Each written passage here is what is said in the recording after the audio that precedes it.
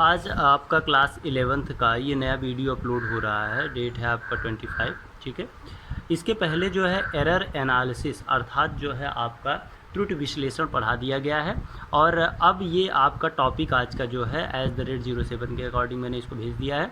आप सभी को झाम बाबा AIT पर जाके जो चैनल है इसको आप सब्सक्राइब कर लिए हैं अगर, तो आप इसके जो वीडियो देखते हैं उसको लाइक करना ना भूलें और शेयर कर दें जो स्टूडेंट इसके बारे में नहीं जानते हैं। कॉन्टैक्ट नंबर आपको विद्यालय द्वारा मिला होगा, आप उससे कांटेक्ट करके अन्य जानकारी ले सकते हैं, ठीक है।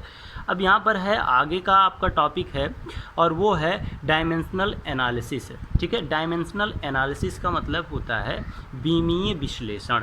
डायमेंशनल बीमा का मतलब है कि कोई भी अगर भौतिक राशि है तो उस भौतिक राशि का कितनी बार यूज करके हमने नई व्युत्पन्न राशि या जिसे हम डेराइव्ड क्वांटिटीज कहेंगे उसे प्राप्त किए हैं।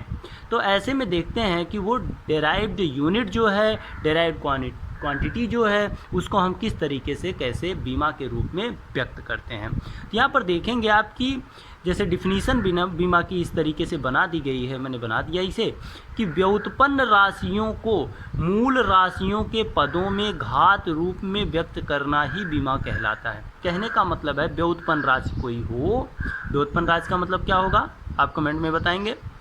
व्युत्पन्न राशि जो हो उसमें क्या करेंगे, मूल राशि के पदों में, क्योंकि व्युत्पन्न राशि मूल राशि से मिलकर बनती है, तो यहाँ पर मूल राशि के पदों में अर्थात जिससे मिलकर बनी है उसी के पदों में अगर हम व्यक्त करते हैं तो हमें घात लगाना होता है और वह घात ही हमारी बीमा रूप कहलाती है, ठीक है। तो ये पूरा एक सेट फॉर्म होता है। सेट फॉर्म का मतलब होता है जैसे ये बीमा का है, तो बीमा को लिखने का जो संकेत है वो कुछ इस तरीके से देखेंगे आप।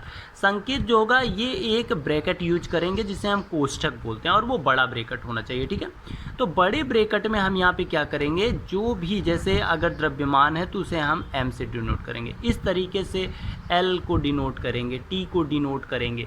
और अगर इसकी जो यहाँ पर 2 टाइम L है तो यहाँ 2 लिखेंगे, 3 टाइम T है तो T लिखेंगे, ओके, इस तरीके से। चलिए इसको जानने के लिए थोड़ा सा हमने डिटेल में यहाँ पर लिख दिया है कि द्रव्यमान, लंबाई, समय, ताप, वैद्युत धारा, ज्योत तीव्रता और पदार्थ की मात्रा, और क्या है पदार्थ की मात्रा, इन चीज़ों के लिए जो व्यक्त किया जाता है वो क्या है, देखिए क्रमशः इसे हम व्यक्त करते हैं। द्रव्यमान है तो उसे हम M से डिनोट करते हैं। ये जो M से डिनोट करते हैं तो यहाँ पर देखिए इसको L से डिनोट करते हैं, इसे T से, इसे थीटा से डिनोट किया जाता है।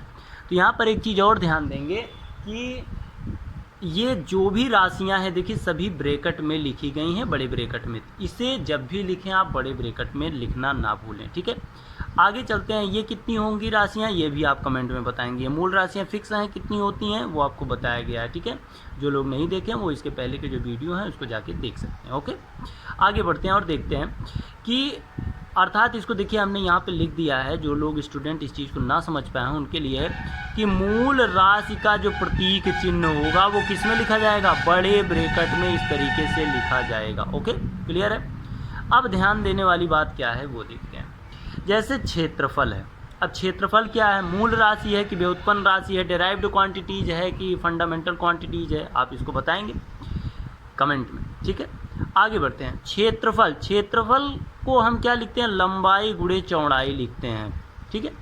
लंबाई गुणे चौड़ाई लिखते हैं। तो यहाँ पर अब हम ये ध्यान देंगे कि लंबाई का मतलब क्या हो गया, L हो गया, क्योंकि मैंने यहाँ बताया कि द्रव्यमान, लंबाई, समय, ताप, इसको क्रमशः ऐसे व्यक्त किया जाता है। ये देखिए लंबाई L ये बीमा के फॉर्म में हो गया। अब चौड़ाई भी मीटर में ही होती है तो इसका भी L हो गया। अब इन दोनों को मल्टीप्लाई है तो यहाँ L कितनी टाइम्स आएगा, 2 टाइम्स आएगा। तो 2 टाइम्स आएगा तो यहाँ पे देखिए लिखेंगे बड़े ब्रैकेट में कि L 2 टाइम्स, ठीक है। अब यहाँ देखिए पढ़ने का तरीका मैंने लिख दिया। देखिए आप लोग जब भी पढ़ाई पढ़ते हैं, पढ़ाने वाले बहुत सारे लोग हैं लेकिन कोई उस चीज़ को ये नहीं बताता है कि कौन सही है कौन गलत है। कहेंगे L⁻², M⁻², इस तरीके से इसे आप कहीं पर पढ़ेंगे तो वह व्यक्ति आपको गलत ठहरा सकता है। मतलब तो वही होता है, लेकिन पढ़ने का फिजिक्स है, साइंस है, आपका तरीका सही होना चाहिए। सही और गलत बेस देखना पड़ता है। करने के तरीके हज़ारों हैं, जैसे पैसे कमाने के तरीके बहुत सारे हैं, लेकिन उसमें कुछ तरीके राइट होते हैं, कुछ रॉन्ग होते हैं। तो रॉन्ग तरीके से भी पैसा अर्न होता है और राइट तरीके से, राइट वाले को सही माना जाता है, रॉन्ग वाले को गलत। वैसे ही यहाँ पे पढ़ने का तरीका देखते हैं, वो क्या है, L2। देखिए L पावर 2 नहीं कहेंगे, L क्या होगा 2 टाइम्स आया है तो L2 पढ़ते हैं, ना कि पावर माने स्क्वायर में। L स्क्वायर नहीं पढ़ते हैं, देखिए स्क्वायर में नहीं पढ़ते हैं, L स्क्वायर नहीं पढ़ेंगे, L2 पढ़ेंगे। Okay clear. आते हैं घनत्व की बात करते हैं। घनत्व में देखिए क्या है, घनत्व का जो घनत्व क्या है, अब ये भी फंडामेंटल क्वांटिटीज़ है कि डेराइव्ड क्वांटिटीज़ है, आप जानते हैं, ठीक है। जो आगे वीडियो देखे होंगे उन्हीं के समझ में आएगा, जो नहीं देखे होंगे जाके देख लें। यहाँ पे घनत्व जो होता है वो होता है m अपान क्या होता है v के। d इज इक्वल टू, इसको डिनोट करें तो d is equal to m upon v होता है, अर्थात m मीन्स क्या होता है, द्रव्यमान, v मीन्स क्या होता है, आयतन। अब आयतन को हम लिखते हैं L3 टाइम्स में लिखते हैं। अब L3 लिखते हैं और यहाँ m1 लिखा गया है, तो ये m और ये अपान फॉर्म में है, तो इसको लिखेंगे कैसे, ml -3, ml -3 लिखते हैं। तो ये देखिए पढ़ने का तरीका इसका क्या हो, इसको भी देखिए हमने यहाँ लिख दिया है एक बार, क्योंकि आप नोट्स में बना के एक बार एक एग्जाम्पल अगर लिख लेते हैं तो लाइफ में आप उसको जब भी देखेंगे तो आप रिमेंबर कर जाएंगे और वो कभी भूलेगा नहीं। देखिए क्या पढ़ा जाएगा इसे, देखिए Lm -3 जैसे लिख वैसे पढ़ा जाएगा, पावर यूज नहीं करेंगे, घात नहीं कहेंगे इसे, ठीक है। यहाँ जबकि घात रूप में व्यक्त किया गया है, ये कहने का स्टेटमेंट है, लेकिन पढ़ने का तरीका ये है, ठीक है। परिभाषा अर्थात उसकी जो देखने के बाद हमें भाषा मिल रही है, व्यक्त करने का तरीका मिल रहा है, वो यूज होता है। ओके, तो यहाँ पे देखते हैं कि इसको और कैसे लिखा जा सकता है। देखिए या करके मैंने यहाँ लिख दिया कि ml -3 T0। अब ये देखिए t कहाँ से आ गया, यहाँ तो t था ही नहीं, फिर कहाँ से आ गया। देखिए जो भी बीमा में राशियाँ नहीं होती हैं उनको हम, जैसे l ही है, l में हम क्या है 0 लिख सकते हैं, L0 अर्थात l वहाँ पर नहीं है, लेकिन हम उसे डिनोट कर सकते हैं। इसका भी बहुत यूज है, इसलिए ऐसा लिख के हमने आपको बता दिया है। इतना अगर आपके समझ में आ गया है तो आप ध्यान देंगे, हमने यहाँ पर एक क्वेश्चन बेस रख दिया है, और इस चीज़ का एक और ध्यान देंगे कि इसके पहले का जो वीडियो उसको आप देख लेंगे, और उसको देखने के बाद उसको लाइक ज़रूर कर दीजिएगा, शेयर भी कर दीजिएगा। और उसके अलावा ये भी ध्यान दें कि उसमें जो क्वेश्चन पूछे गए हैं उसका आंसर बहुत कम आया है। आप लोग जितने भी लोग हैं, ठीक है, लगभग 400-500 लोग हैं, तो सारे लोग उसका जो है रिप्लाई दें।